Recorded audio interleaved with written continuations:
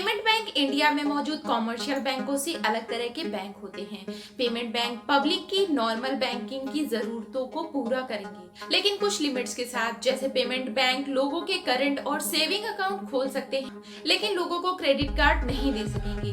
नमस्कार दोस्तों, मैं हूं स्वाति और आ गई हूं मैं आज एक नए इन्फॉर्मेटिव वीडियो के साथ। आज के इस वीडियो में हम बात करेंगे पेमेंट बैंक किसे कहते हैं और इसकी जरूरत क्यों पड़ी, क्या है इसकी विशेषताएं। इसके साथ ही ये भी जानेंगे कि इंडिया में इस टाइम कितने पेमेंट बैंक हैं जो कि काम कर रहे हैं। बैंकों को 4 हिस्सों यानी कि 4 सेगमेंट में बांटा गया है। Commercial bank, small financial bank, payment bank, सहकारी बैंक। कॉमर्शियल बैंक को पब्लिक सेक्टर के बैंकों, प्राइवेट सेक्टर के बैंकों, विदेशी बैंकों और रीजनल रूरल बैंक यानी कि क्षेत्रीय ग्रामीण बैंकों के रूप में बांटा गया है। वहीं कोऑपरेटिव बैंकों को शहरी और ग्रामीण में बांटा गया है। इसके अलावा एक नया बैंक पेमेंट बैंक है। तो सबसे पहले समझेंगे कि आखिर ये पेमेंट बैंक है क्या चीज। पेमेंट बैंक इंडिया में मौजूद कॉमर्शियल बैंकों से अलग तरह के बैंक है। पेमेंट बैंकों के इंस्टॉलेशन के लिए रिजर्व बैंक ऑफ इंडिया ने 24 नवंबर 2014 को गाइडलाइन जारी कर दी थी। पेमेंट बैंक पब्लिक की नॉर्मल बैंकिंग की जरूरतों को पूरा करेंगे। जैसे पेमेंट बैंक लोगों के चालू और बचत खाते खोल सकेंगे, लेकिन लोगों को क्रेडिट कार्ड नहीं दे सकेंगे। ये बैंक माइग्रेंट वर्कर यानी कि प्रवासी कर्मचारी, प्रवासी वर्कर वो होते हैं जो फॉरेन कंट्री में रहते हैं, उनके रुपयों को जमा कर सकेंगे। और माइग्रेंट वर्कर जो भी पैसा भेजेंगे उनके परिवार वालों को देने का भी काम करेंगे।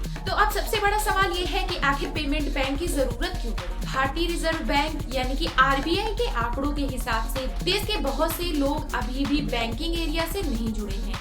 इसमें बहुत से वो लोग शामिल हैं जो कि इंडिया के कंट्री साइड यानी कि ग्रामीण इलाकों से आते हैं। अनऑर्गेनाइज सेक्टर यानी कि असंगठित क्षेत्र में काम करते हैं, जिनकी इनकम बहुत कम है और अक्सर काम के सिलसिले से शहरों की तरफ पलायन कर जाते हैं। ऐसे लोगों को फाइनेंशियल फैसिलिटी अवेलेबल कराने के लिए रिजर्व बैंक ऑफ इंडिया ने फाइनेंशियल एडजस्टमेंट की पॉलिसी के हिसाब से देश को अलग अलग हिस्सों में पेमेंट बैंकों को एस्टैब्लिश करना शुरू कर दिया। पेमेंट बैंक की विशेषताएं क्या है, अब ये भी जान लेते हैं। पेमेंट बैंक लगभग वे सभी काम करेंगे जो प्रेजेंट में कॉमर्शियल बैंक कर रहे हैं, लेकिन पेमेंट बैंक की banking operation with in range या फिर लिमिट के अंदर किए जाएंगे। जैसे कि नॉर्मल बैंकिंग की तरह पेमेंट बैंक भी लोगों के रुपए को जमा के रूप में एक्सेप्ट कर सकेंगे, लेकिन इसकी एक लिमिट सेट है। इसका मतलब ये हुआ पेमेंट बैंक में एक कस्टमर पहले 1 लाख रुपए तक ही जमा कर सकता था, लेकिन अब इसे बढ़ाकर 2 लाख कर दिया गया है। पेमेंट बैंक अपने अकाउंट होल्डर को एटीएम या फिर डेबिट कार्ड जारी कर सकेंगे, लेकिन क्रेडिट कार्ड नहीं दे सकते। पेमेंट बैंक अपने कस्टमर को सेविंग और करंट अकाउंट दोनों तरह के अकाउंट खोल सकते हैं।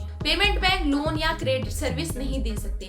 पेमेंट बैंक एनआरआई पर्सन के डिपॉजिट एक्सेप्ट नहीं कर सकते। इसका मतलब ये निकलता है कि इंडिया के ओरिजिन यानी कि जो भारतीय मूल के लोग हैं जो कि फॉरेन कंट्री में बस गए हैं, उनके पैसों को डिपॉजिट के रूप में एक्सेप्ट नहीं किया जा सकता। पेमेंट बैंकों को करंट अकाउंट पर क्रॉस बॉर्डर से पर्सनल पेमेंट करने और भेजे हुए फंड को रिसीव करने की परमिशन होगी। पेमेंट बैंकों को और दूसरी कॉमर्शियल बैंकों की तरह आरबीआई के पास कैश रिवॉर्ड रेशियो के रूप में अमाउंट डिपॉजिट करनी होगी। पेमेंट बैंकों को अपनी एग्रीगेट डिमांड डिपॉजिट के कम से कम 75% हिस्से को कम से कम 1 साल की मैच्योरिटी वाली गवर्नमेंट सिक्योरिटी में इन्वेस्टमेंट करना होगा और बची हुई 25% कॉस्ट को ऑपरेशनल पर्पस और लिक्विडिटी मैनेजमेंट के लिए पीरियड और करंट डिपॉजिट के रूप में कॉमर्शियल बैंकों के पास डिपॉजिट करना होगा। पेमेंट बैंक अपने कस्टमर और जनरल पब्लिक को उपयोगिता बिल भुगतान यानी कि यूटिलिटी बिल पेमेंट्स और भी कई तरह की सर्विस देगा। Payment bank non banking financial company की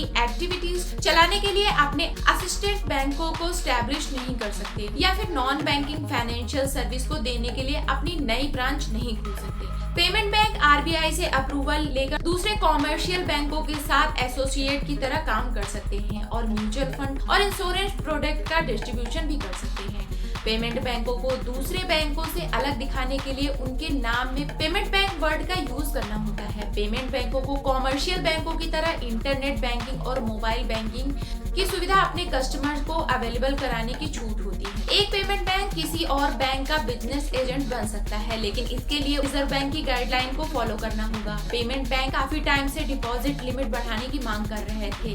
गवर्नमेंट ने हाल ही में डिपॉजिट इंश्योरेंस लिमिटेड 5 लाख रुपए तक बढ़ा दिया है। इसके बाद पेमेंट बैंकों के लिए अपनी मांग का समर्थन करने का आधार बन गया है। अब जानेंगे कि इंडिया में कितने पेमेंट बैंक हैं जो कि काम कर रहे हैं। Airtel payment bank limited, India post payment bank limited, Fino payment bank limited, Paytm payment bank limited, Jio payment development bank limited NSDL payment bank limited. Reserve bank द्वारा देश में शुरू किए गए पेमेंट बैंक जहां एक तरफ देश में गरीब समुदाय के बैंकिंग क्षेत्र से जुड़ने का मौका देंगे, तो वहीं दूसरी तरफ बैंक्स देश में सरकार द्वारा भेजे जाने वाली सहायता राशि को वंचित लोगों तक पहुंचाकर देश में भ्रष्टाचार रोकने में मदद करेंगे। तो दोस्तों, ये तो थी पेमेंट बैंक से जुड़ी हुई कुछ बातें। अगर आपको मेरा वीडियो पसंद आता है तो प्लीज मेरे वीडियो को लाइक करें, शेयर करें और मेरे चैनल स्वीट सी स्वाति को सब्सक्राइब करें।